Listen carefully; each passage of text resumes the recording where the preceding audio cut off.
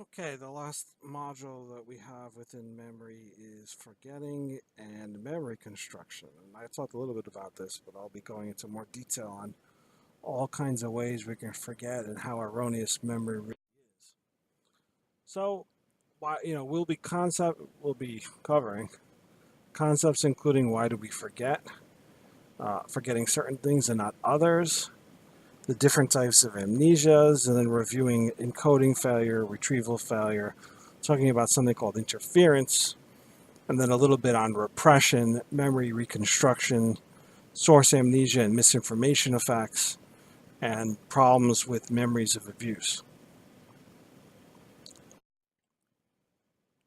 So forgetting is not always a bad thing. I mean, we forget a lot of things in our life, as I talked about. We can't retrieve information on many occasions. Things we've learned about but we haven't used, we can't retrieve. And this can be good because imagine if you just retrieved all the information and you could never forget anything. And your life would be pretty miserable and you'd be sort of, recalling all these things, but all the events in your life, but even things that we had difficulty with in your life. Every sort of event would seem very important to you. You'd have a very cluttered life if you remembered every event in your life. Imagine if you remembered everything you ate for lunch and dinner every day of your life. All that information is useless. It sort of seems important since you're remembering it, but it's not very important. So how would we know what's something that's really important event that we remembered and something that's not an important event that we remembered? So what leads to forgetting to begin with? It could be brain damaging, like car accident, stroke, aneurysm, anything that decreases oxygen supply to the brain. Could be encoding failure, can't get it in. Could be decays in storage, although these decays are not major. So once your memory's in storage, it's pretty much there. It may decay slightly, but it's still there. Retrieval failure, a very big key to forgetting. Interference, we're going to talk about. So depending on what you're doing in your daily life, are you learning something and then doing other activities that can interfere with your learning? And finally, motivated forgetting or repression. This is a psychoanalytic or Freudian concept that we purposely, unconsciously forget things that are traumatic. So remember I just said about how difficult your life would be if you could remember every event in your life. And unfortunately, there are a few people out there that can actually remember every event in their life. And one of them is Jill Price. Another one is a patient that referred to as AJ. Jill Price has hyperthymesia. She recalls everything, but can't forget anything. And her memory is autobiographical in nature, so you might think that she was an excellent student and she was a genius and she could remember every piece of information. That's not the case. She was not a great student. Maybe she wasn't a great student because she had all this other clutter in her brain, all these memories of things that were not important and that interfered with her learning important information. That could be one reason. But she has one of the most, if not the most, powerful autobiographical memory ever established. She remembers every day of her life. And they've tested her in various ways, asked her to write things down and recall them, things she did on a particular day. So they would ask her, like, what did she have for lunch 10 years ago on a Wednesday, March, 13th? And she would write it down, and then go back and check her journals that she was keeping at the time and realize that she was 100% correct. And so this woman remembers all this useless information, and as a result, she's not too happy. She's not really happy about having this hyperthymesia, this super memory. And it hasn't really helped her. It's more clutter and it's more of a distraction in her life. So all these memories are accessible. It's kind of important things, non-important things, trivial matters. She can't sort of separate what she really needs to remember and what is kind of something that she really wants to forget.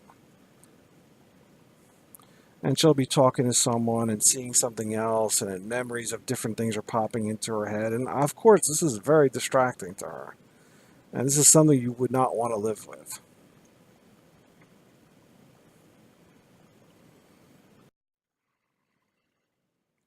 Now I want to talk a little bit about the case of Henry Molaison, the famous patient by the initials of HM.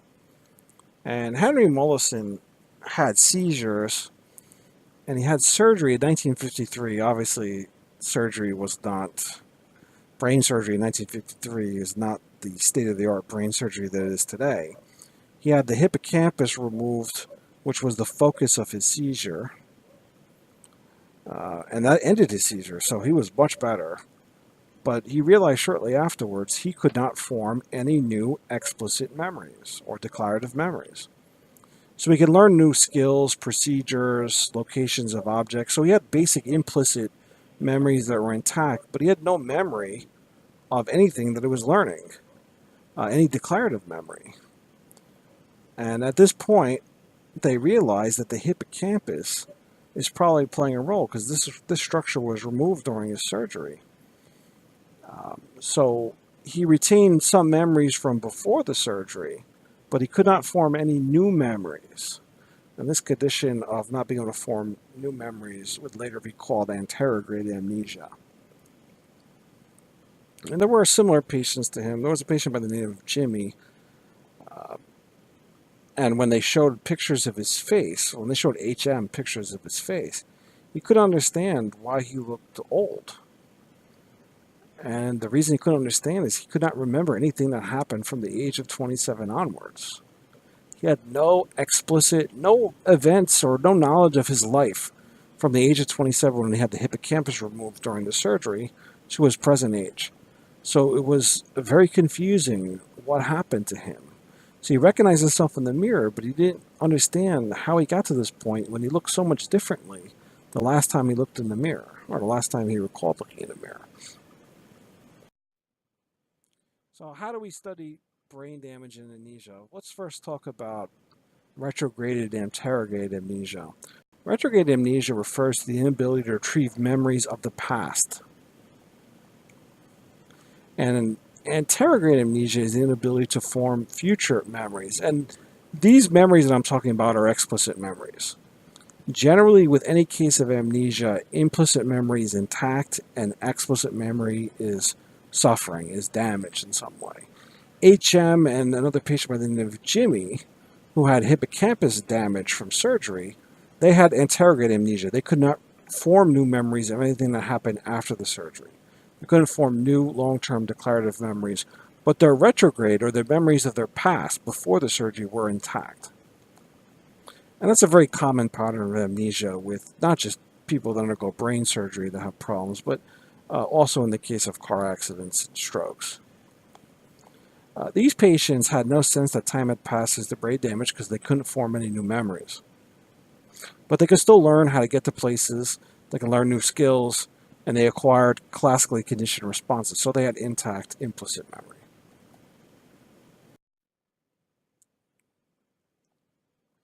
So once again, retrograde amnesia, you can't remember the past. Anterograde amnesia, you can't remember the future. You can't form any new explicit or declarative long-term memories. Retrograde amnesia can be caused by head injury, can be caused by, in rare cases, emotional trauma, and is often temporary, but it's less common than anterograde amnesia. Most severe cases of brain damage can cause both, in some cases, both retrograde and anterograde amnesia. HM and Jimmy, they had pure anterograde with no retrograde amnesia. You can also see this in an interesting movie called Memento, where new memories cannot be formed. You see other movies, though, that talk mostly about retrograde amnesia or forgetting of the past. You could even look in cases of Alzheimer's disease, and you'll see that the Alzheimer's patients cannot form new explicit memories very well. They struggle to form new explicit memories, but they can remember bits and pieces of the past, especially if it goes back many, many years ago. So they have some retrograde, but they also have some intact, but they have a lot of trouble learning new information, like a lot of trouble. So they have pretty severe interrogated amnesia in most cases. And in the case of a lot of amnesics, you're going to have a mix of both interrogated and retrograde. It's very rare to show just solely interrogated or solely retrograde amnesia. Here's a test to check on encoding failure. So what words and numbers and locations are on the front of the US 1-cent coin? Obviously, if you're not looking at the 1-cent coin, the penny, you probably don't know, and most of us aren't paying attention. But you're asked to choose the correct design from among these pictures. So you see a whole set of pictures, and you got to pick the correct one, and it's difficult. It's difficult to pick the correct one. Not that we don't remember what a penny looks like, but we have trouble encoding these details, right? I mean, unless you're examining the coin in great detail, you're not going to notice where the particular dates or words are put, right? You're just going to take the penny and, I don't know, put it in a jar somewhere. You're not going to study the penny in any depth. And since you're not paying attention to the penny, chances are you're not remembering the layout, visual layout of the penny. Remember that the visual spatial sketchpad would be responsible for the visual layout of the penny. And if you're not remembering the visual layout of the penny, you're probably not going to be able to retrieve or pick the correct answer. So why can't we pick the correct answer, the layout of the penny? Well, it's encoding failure. It's not that we didn't retrieve the information, we probably never encoded it to begin with. Why? Because it's a penny. And we have better things to do with our life than looking at the exact layout of the penny and noticing exactly where the words are written. And I mean, I don't think I've ever looked at the penny in detail in my entire life. And even to this day, even though we're testing on this, I still wouldn't look at the penny. The penny is worth 1 cent. You put it in a jar, you save up a couple of thousands of them, and then you go to your local Coinstar account and you just dump that whole tray of change into it, and it spits out real money that you can use, right? Not to say that change is not real money, but you're not carrying around bags of change with you everywhere. So you never looked at it. You never studied that penny, and therefore you never picked out the correct image of the penny. And so maybe that's something I want to do now is like actually look at the penny and figure out what it really looks like and look at other coins, because to this date I've never really paid attention, and that's the key. If you don't pay attention, you'll never encode it. So it never got into your memory, to your long-term memory, because you never really paid attention to the penny. But even if we looked at the penny and still paid attention to it, we will still need to rehearse it. We need to keep thinking about it and keep visualizing the penny over and over again. So even if you're paying attention to the penny, you're probably not rehearsing the exact location of the various components, of the various written words on the penny. Just because we don't have enough free time to do that. It's not really worth doing that. So once again, encoding failure can occur because either we don't pay attention and sensory memory cannot change into short-term or working memory, or because we don't rehearse, so the working short-term memory cannot change into long-term memory. So there's two reasons why we may not remember. We didn't pay attention, or if we did, we never rehearsed it. And they affect different steps of the Atkinson-Shiffrin memory model. Now, once the information gets into storage, it's pretty much there permanently. That doesn't mean that there can't be some decay of the information if we never access it. So if we learn something, we put it into long-term storage, and we never use it, we never recall it, that information will very gradually decay over time. So decay is like LTP in reverse. So instead of strengthening the neural connections making up that memory, we're actually weakening it or pruning it. And that's because the brain says, I'm going to get rid of stuff that you're not using and sort of clean up and do my housekeeping, because your brain's a mess. The brain's going to clean it up. It's going to destroy or prune certain connections. As a result, information that you never access or never use, it's going to be a little harder to retrieve it because the connections are going to be weakened. because the brain is doing its like housekeeping, or reverse LTP. Now the decay tends to level off. So let's say you're never accessing the information about the clouds. Well, at the very beginning, when you go back to your elementary school days, you knew everything about the clouds, everything in the world about clouds. Now, 1 week later, you're starting to forget. 2 weeks later, you're starting to forget. A month later, you're forgetting more and more. And so now you don't remember as much because you never thought about the clouds after you took the test. So that information is still there. It doesn't disappear. So once it's in long-term storage, it's always there. But it's harder to retrieve it because the connections have become weakened. Because the brain says, why am I going to strengthen these connections if you're never accessing this information? So I'm going to get rid of some of these connections and focus on something that you're actually going to use. So there is going to be some kind of decay over time if you never access the information, but it will not totally disappear. It will actually plateau out, as you can see in the graph, and it stays pretty level. So you're going to have some knowledge of that information even years and years later, but it's not going to be remotely close to what you had the day after you took the test. Even if you never accessed that information, it's still there. It's still in your brain. It's just harder to get out, and there's less of it there, less detail than there used to be. But it's still there. So memories in long-term storage are always in long-term storage. They're just hard to retrieve. And one reason they're hard to retrieve is due to the pruning mechanism that the brain uses to say, this is not important, therefore I'm going to decrease the number of neural connections in this area, in this memory that's forming this memory. And so that's why in tests, when they have actually spread out the retrieval over a period of days, they see this plateau. They see people being able to retrieve a lot at the beginning and then a rapid drop-off and then a plateau after that. Now, that doesn't mean you can't relearn it, and the next time you go back and relearn it, it's going to be easier than the original time you learned it. So there is a benefit to learning it in the first place, and even if you lose some of it, some of that memory, you can gain it back by relearning at a pretty rapid rate, much more rapidly than you did to the initial learning phase when you learned it way back when in elementary school. You also have something called the tip of the tongue phenomenon, which is another version of retrieval failure. So sometimes the memory is there, but you just can't access the entire thing. As a result, that memory is just below the surface, and you're kind of like, I know the name, it starts with a B. You're so kind of, it's there, you just can't pull it out. You kind of even know something about it, and you keep describing it, but you just can't access what it's called.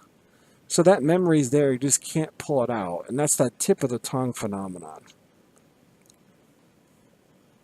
And what the tip of the tongue phenomenon results from is that you're not accessing that memory very often. So you're grabbing at bits and pieces when you try to retrieve the memory, but you can't pull the whole thing out.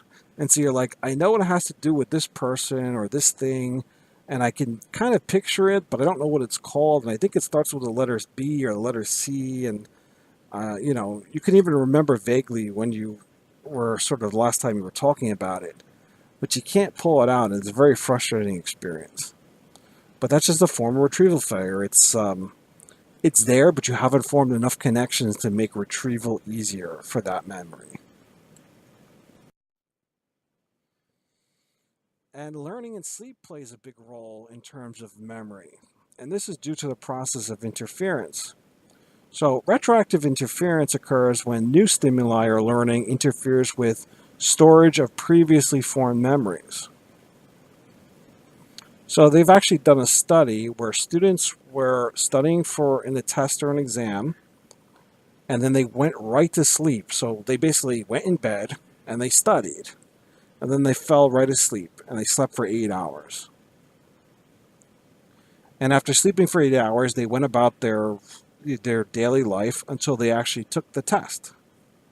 And they were tested a various number of hours after learning these nonsense syllables. They learned a list of nonsense syllables. They studied it. And what they found was, if you studied and then went immediately to sleep, when you got up the next day and you went about your daily life, you remembered a lot more, even if you were tested 7 or 8 hours later. You still remembered a lot of what you studied, because when you studied, you went immediately to sleep. And so what happened is you decreased interference for the information that you studied. If you didn't go to sleep and you stayed awake, you did a bunch of other things during the day. And those other activities interfered with the studying that you've done previously. So let's say you study first thing in the morning, and there's something to being a morning person. You can be productive in the morning. But let's say you don't take the test until late at night. So you get up 6 o'clock in the morning and you study for like 3 hours. And then you go to work, and then you go about doing your daily life. And then finally around 7 o'clock, 8 o'clock, you go to school to take your test. Well, guess what? What happens? All those stuff that happened after you studied, all those events at work, all the cognitive tasks you engaged in will interfere with the information that you learned at the beginning of the day. So you won't be able to recall as much of the information that you studied because you have other events that required cognitive processes that then push that information sort of out of your consciousness. Whereas if you study and then go to bed and you have nothing to interfere with the information you studied with, if you wake up the next day and still go about your daily life, you're not going to have interference because the interference is prevented by just going to sleep. Sleep can't interfere with the process of studying. So, in other words, if you're doing a lot of cognitive tasks other than studying, that's going to interfere with your previous studying. But if you just go to sleep, which means you're not doing anything cognitively, you're not going to have interference and you're going to remember more information. And that's a really interesting study because it shows that if you're able to stay awake. Now, if you're laying in bed studying and you fall asleep and you can't study, you just pass out, that's not good either. You're not going to remember anything because you didn't encode anything. But if you study, I should say, and then you're comfortable and you go right to sleep, but don't watch TV, don't do anything else, don't talk on the phone, don't read anything, and you just go right to sleep, that you're going to retain more of the information the next day than if you are engaging in other cognitive tasks. And that's due to the process of retroactive interference. So the daily activities will retroactively interfere with the morning learning. And that's why you see the red line, that group of students that slept and had no interference performed better than the blue line, which is the group of students that didn't sleep and had lots of interference because of other events. Now we turn to a very controversial and interesting but controversial component of forgetting, and that's motivated forgetting, which is known by Freud as repression. So this idea of choosing to forget something that happened in our lives. I mean, this is not, like a movie. I think there was a movie, the Eternal Sunshine of the Spotless Mind, or some movie like that. I think I remember with Jim Carrey, and they forget everything, and they want to erase the memories of their relationship from their life. Well, it doesn't work that way. I mean, that's all for the movies. Can we actually forget something either consciously or unconsciously? Well, consciously, it'd be nice if we could just say, I'm going to completely forget this traumatic event in my life, like it never happened before, but it's not that easy. We can't just do that. But this concept of motivated forgetting is this idea that unconsciously, something is so traumatic that we push it into the unconscious. We don't even try to do this. It just happens automatically. That the event is so traumatic that we automatically push that event out of our consciousness into our unconscious. And that's the Freudian concept of repression. So Freud believes that we kind of bury the traumatic or anxiety-provoking experience, and so we can't remember them. It's an interesting concept, although many people with PTSD can't forget the trauma, right? They have these flashbacks, they're reliving the experience, so why aren't they repressing? If it's so traumatic, that memory should be gone. Or the case of a flashbulb memory, which is a very stressful, highly emotionally charged memory, tends to be stronger than a regular memory. But in the case of repression, there shouldn't be a flashbulb memory. So it's a very controversial idea, and there's not much science to back it up, that we will just push into the unconscious or completely forget a traumatic or very stressful experience. Now, there are disorders out there that may support the idea of repression, and one of them is dissociative amnesia, where the person is completely forgets a very traumatic memory.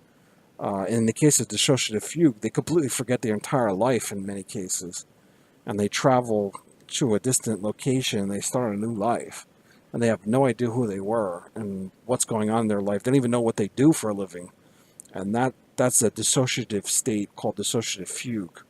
It's a very rare event, but it has happened before, and that's probably the strongest evidence for something that would be akin to repression. But in the many cases of PTSD, you're not pushing out the memory. You're actually, the memory is so strong it's interfering in your life, and that would be the opposite of repression. So there's a lot of controversy on this idea of motivated forgetting or repression. More often, recall is full of errors, so your memory is full of errors, and people try not to think about painful memories. But these memories can fade in time. It's just that the people with PTSD, it's very hard to get them to forget. They want to forget and they can't forget. And if they could repress, I think they would, but they're not. So what's going on there? Why are certain people entering a dissociative state and other people entering a PTSD state? And we don't really know why that happens. So why is our memory full of errors? As I had mentioned in the previous module, our memory is full of errors. Even eyewitness testimony is full of errors. Flashbulb memories are full of errors. Memory is constructed. So over time, we change things. We rebuild our memories. And every time we recall a memory, we alter them. We reconstruct them. And we alter them again and again when we reconsolidate them. So if you're talking about a particular event, you're reconstructing the event. And then you're reconsolidating that version of the event. And the next time you recall it, you're adding more details that are probably not true. So it's basically the more the memory goes on, you keep adding little and little and little to it. So if you talk to someone with memories of 30, 40, 50 years ago in their life, those stories have been told so many years and so many times that they've added on over the years so many details and so much little of this and a little bit of that. They've been changed so much over that long period of time. You don't know what's truth and what's not truth. They almost become like tall tales. The memory becomes more grandiose. It becomes more amazing every time they tell. The story is more amazing every time they tell it. And that's because memory is malleable. It's not that people are trying to lie. In some cases they are, but in most cases they're not. They're just unable to recall every event, and they're being influenced, and their construction of the memory is influenced. So memory is not like a hard drive. It's more, that we reconstruct the memory. We may add little details that aren't there, not because we're lying, but because we think they're there. We're not sure. And so memories are very changeable and malleable over time. Also, later information can alter earlier memories. Just memory is just full of alterations. We know that memory is very much erroneous, and you have to understand that when you study memory. Unfortunately, in our day-to-day life and in many other professions in the legal system, they don't understand this idea that memory is not accurate. Many times it's completely inaccurate. And we're going to be talking about different things that affect memories, including misinformation effect, imagination inflation, source amnesia, deja vu, and implanted memories. So the misinformation effect, this was studied by the famed memory researcher Elizabeth Loftus. She asked people to watch a video of a minor car accident, and then participants were asked how fast were cars going when they hit each other. So when they were asked how fast cars were going when they hit each other, people described the car accident occurring at moderate speeds. So they weren't really speeding. They accidentally hit each other. They were going average speeds. Now in another condition, so there's the hit each other. This is the actual accident. It's a little fender bender. And they were pretty accurate with this. They gave slower to moderate speeds when they were asked how fast were the cars going when they hit each other. Now, this is the same accident. They asked another group, but they changed the wording a little bit. And they asked them, how fast were the cars going when they smashed into each other? And when these people reported the accident, they reported the cars going at much higher speeds than they were going, and they also remembered broken glass when there wasn't broken glass. So it was a minor fender bender. I mean, the guy's fender got dented, the hood got damaged a little bit, but it wasn't a major car accident. But when you change the wording from hit to smashed, it becomes a major car accident where the cars were driving really, really quickly. There was smashed glass all over the road. People were injured. It was a much more severe accident just by changing that one word. So that's the misinformation effect. You change one piece of information or you ask a leading question and it alters the memory. The objective event is the same. It was the same car crash. The only thing that changed is how they asked it. And the way they phrased the question actually changed people's memories of the events. And here's the misremembered event. They remembered a massive car crash with broken glass and people were injured, and in reality it was not as severe as that. So just changing the question influences their memory. Once again, memory is very malleable. Memory is very error prone.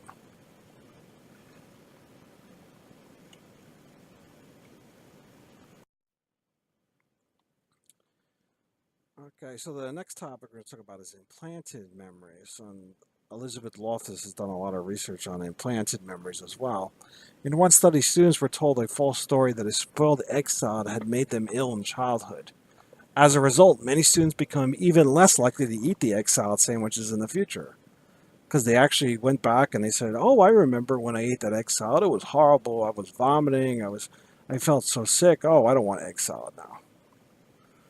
That story never happened, but they actually truly believed that it happened, and they stopped eating the egg salad sandwiches in the future.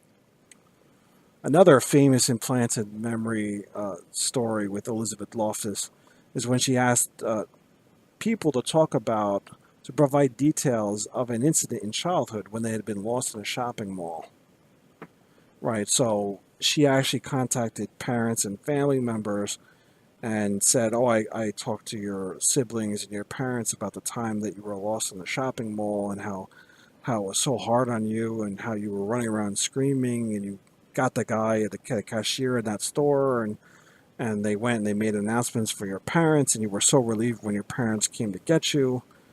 Right? And so then they asked them, tell me about how you felt that time. And they talked about being terrified. The actual participants said, "Oh, yeah, I remember that incident really well. It was horrible. I remember, I was screaming. I was so scared to death. I wanted, my parents, I mean, they didn't know where they were. And I remember, going into the store and asking people for help. And so they said, well, they had this whole story, an elaborate story of how terrified they were, and it was a traumatic experience in their life. And they were told, this never happened. This incident never happened. We just lied to you about talking to your parents about the time that you were lost in the mall. This story never happened. We made it up. And yet you recalled this experience as if you actually lived it. It was all false. It was fake. It was a fake story, and you talked about it as if it happened to you. You were convinced. You told me how traumatic it was, how scared you were. It never happened. So this is an implanted memory. If you suggest something happens, people may actually talk about it as if it actually did happen. So that was really interesting. Simply picturing an event can make it seem like a real memory. So once we have that inaccurate memory, we tend to add more inaccurate details that we imagine, and we make it a stronger and stronger memory, and then we're convinced that it happened, and we start adding onto that memory, and it spirals out of control. And that's because if we think about something and visualize it, it actually activates the similar brain areas to when something actually does happen. So our brain gets confused, and we think it happens, and we add detail, and we run with that memory, and it goes on and on and on. So don't help people try to recall a memory. You can be implanting a memory. And you can't tell how real a memory is by how it feels, because this happens with flashbulb memories as well. Flashbulb memories feel real, but a lot of times they're erroneous. We also have source amnesia. So have you ever discussed a childhood memory with a family member only to find that the memory was from a movie or a book, from a story someone else told you about your childhood, but they were joking about it, or from a dream that you had? So you think this thing happened to you, but it really happened in your dream. But you were convinced that it happened in your real life, and you have a whole memory of it that you're adding details to. This is source amnesia. You got the source mixed up. And maybe it was from a movie. Maybe it was your friend that was telling you about their experience. Maybe it was your dream. Maybe it was a TV show. But you misattribute it to your own life.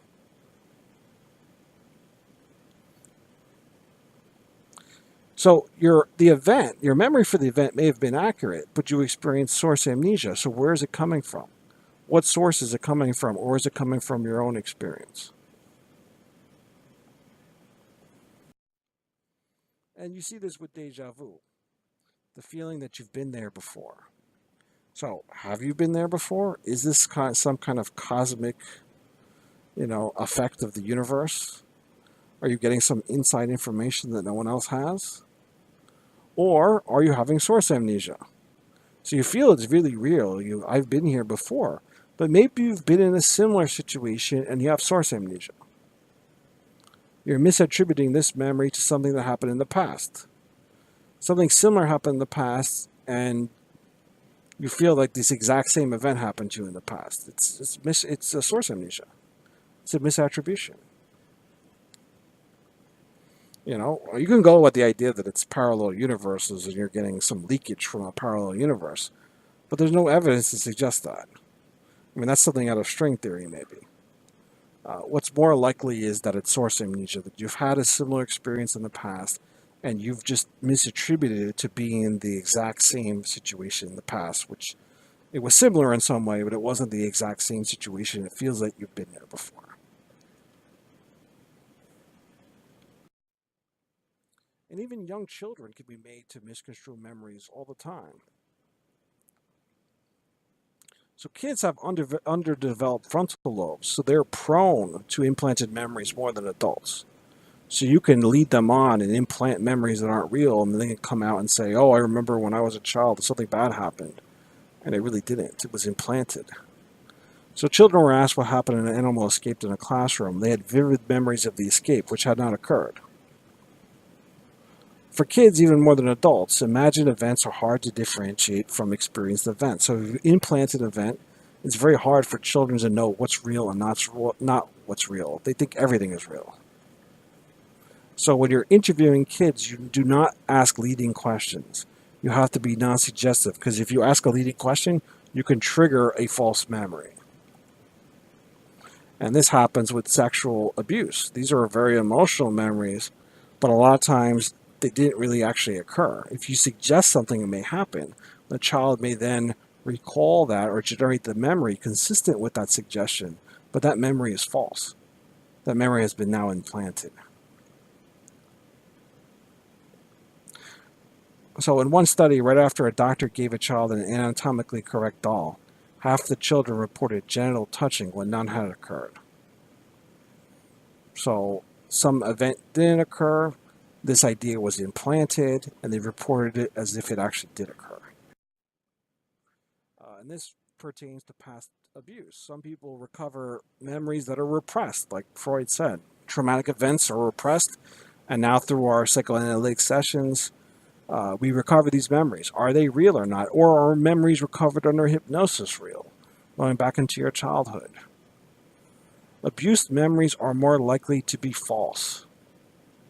A lot of times, a lot of suggestions are made by the therapist to suggest something happened when it's not. And then these implanted memories are deemed real. Like, oh, my therapist helped me uncover my abuse as a child. I must have repressed it. No, your therapist actually suggested that this happened, and you recalled that event as a real memory. So therapists have to be very careful about leading on their clients, because they may actually implant false memories. And then you have adults claiming that they were abused as children by their relatives, when in fact this never happened. It was the therapist that implanted the memory. So forgotten memories of minor events do appear spontaneously, But a lot of times you're searching for memories which aren't there, and that leads you to create detailed memories that feel real. So if you're asked leading questions to suggest that it might have happened, you're likely to pile things together and then sort of come up with a story that it actually did happen. So any memories of false childhood abuse brought out under hypnosis or through psychoanalysis or any other therapeutic context of things that happened way in the past are probably implanted memories or false memories. Doesn't mean they're always false memories, but the vast majority of the time they are false memories.